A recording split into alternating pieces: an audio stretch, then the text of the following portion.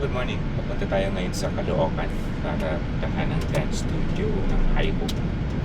Ito ang first shoot day natin para sa documentary ng Hyho. At ngayon, ang kukuhanan natin ng footage ay ang kanilang dance training.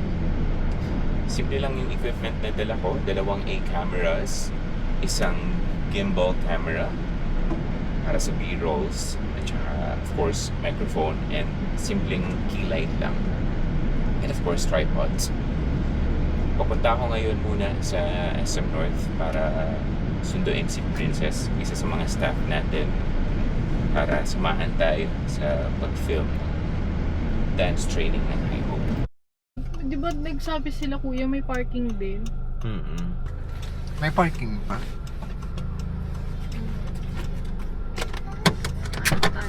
Mag-ano kami kuya? Sige.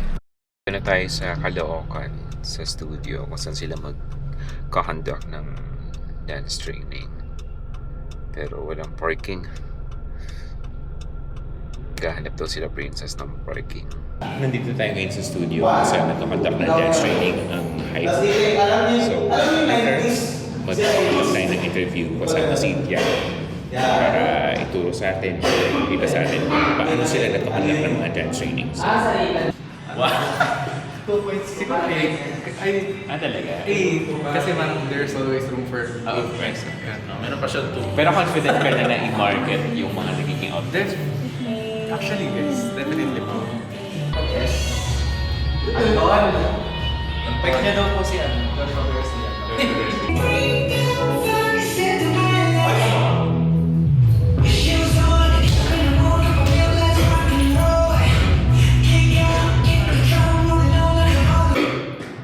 Dahil naman.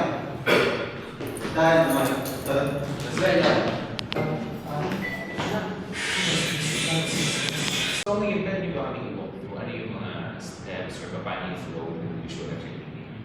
Usual flow ng training namin. Siyempre, nandiyan di naman po nawawala yung bandings.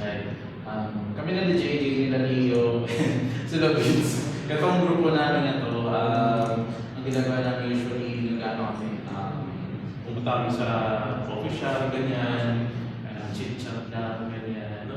Or